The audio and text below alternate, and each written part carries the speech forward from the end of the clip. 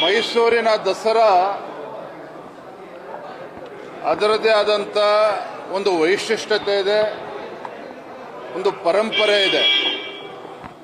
ಯಾವುದೇ ಸರ್ಕಾರಗಳು ಬಂದರೂ ಸಹ ಪರಂಪರೆಯನ್ನು, ವೈಶಿಷ್ಟ್ಯತೆಯನ್ನು ಉಳಿಸ್ಕೊಂಡು ಮುಂದುವರಿಸ್ಕೊಂಡು ಹೋಗಬೇಕಾಗ್ತದೆ.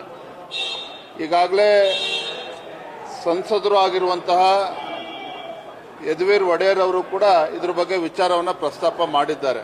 ನಾನು ಗೌರವಾನ್ವಿತ ಮುಖ್ಯಮಂತ್ರಿಗಳಲ್ಲಿ ನಾನು ವಿನಂತಿ ಮಾಡುವಂಥದ್ದು, ನೋಡಿ, ಕಂಬಳ ಅದರದ್ದೇ ಆದಂಥ ವೈಶಿಷ್ಟ್ಯತೆ ಇದೆ. ನೀವು ಮೈಸೂರು ದಸರಾ ಅಂತ ತೆಗೆದುಕೊಂಡೋಗಿ ಗುಲ್ಬರ್ಗದಲ್ಲಿ ಮಾಡ್ತೀವಿ ಅಂತ ಹೇಳೋದಕ್ಕಾಗೋದಿಲ್ಲ. ವಿಶೇಷವಾಗಿ ಭಾರತೀಯ ಜನತಾ ಪಾರ್ಟಿ ಸರ್ಕಾರ ಇದ್ದಾಗ, ಯಡಿಯೂರಪ್ಪ ಅವರು ಮುಖ್ಯಮಂತ್ರಿಗಳಾಗಿದ್ದಾಗ ಕಂಬಳಕ್ಕೂ ಕೂಡ ಅನುದಾನವನ್ನು ಕೊಟ್ಟಿದ್ದರು. ನಾನು ಇಷ್ಟೇ ಹೇಳುವಂಥದ್ದು, ಮೈಸೂರು ದಸರಾ ಅದರ ಏನು ವೈಶಿಷ್ಟ್ಯತೆ ಇದೆ, ಪಾವಿತ್ರ್ಯತೆ ಇದೆ, ಅದನ್ನು ಉಳಿಸ್ಕೊಂಡು ಹೋಗಬೇಕಾಗ್ತದೆ. ಈ ರೀತಿ ಚರ್ಚೆ ಮಾಡಿದಾನೆ ಈ ರೀತಿ ತೀರ್ಮಾನ ತೆಗೆದುಕೊಳ್ತಕ್ಕಂಥದ್ದು ಖಂಡಿತ ಸರಿಯಲ್ಲ. ಪ್ರತಿಷ್ಠೆಯಾಗಿ ತಗೋಬಾರ್ದು. ರಾಜ್ಯದ ಮುಖ್ಯಮಂತ್ರಿ ನಾನು ವಿನಂತಿ ಮಾಡ್ತಾ ಇದ್ದೇನೆ, ನಾನು ಮತ್ತೆ ಹೇಳುವಂಥದ್ದು ಅದೇನೆ. ಈ ದಸರಾ ವೈಭವ ಏನಿದೆ, ವೈಶಿಷ್ಟ್ಯತೆ ಏನಿದೆ, ಅದರ ಪಾವಿತ್ರ್ಯತೆಯೂ ಕೂಡ ಹಾಳಾಗಬಾರ್ದು. ಈ ಕಂಬಳ ತೆಗೆದುಕೊಂಡೋಗಿ, ಕಂಬಳ ದಕ್ಷಿಣ ಕನ್ನಡದಲ್ಲೇ ರಾಜ್ಯ ಸರ್ಕಾರವೇ ಮುತುವರ್ಜಿ ವಹಿಸಿ ಇನ್ನೂ ಯಶಸ್ವಿಯಾಗಿ ಮಾಡಲಿ, ಅದಕ್ಕೆ ನಮ್ಮ ಸಂಪೂರ್ಣ ಬೆಂಬಲ ಇದೆ.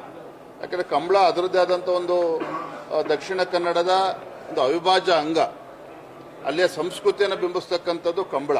ಹಾಗಾಗಿ ಅದು ಇನ್ನೂ ಕೂಡ ಅದ್ದೂರಿಯಾಗಿ ಮಾಡಲಿ, ಇನ್ನೂ ಚೆನ್ನಾಗಿ ಮಾಡಲಿ, ಅದ್ರ ಬಗ್ಗೆ ನಮ್ದೇನೂ ಅಭ್ಯಂತರ ಇಲ್ಲ. ಆದರೆ ಮೈಸೂರು ದಸರಾ ಹಾಗೆ ಹಿಂದಿನಿಂದ ಕೂಡ ನಡ್ಕೊಂಡು ಬಂದಿದೆ, ಅದನ್ನು ಹಾಗೆ ಮುಂದುವರಿಸಬೇಕು.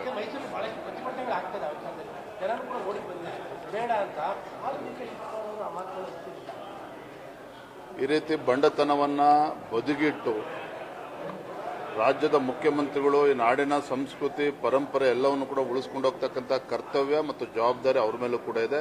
ಅದನ್ನು ಮಾಡಲೇಬೇಕಾಗ್ತದೆ. ಅದನ್ನು ನಾವು ಎಲ್ಲರೂ ಕೂಡ ಒತ್ತಾಯ ಮಾಡ್ತೇವೆ.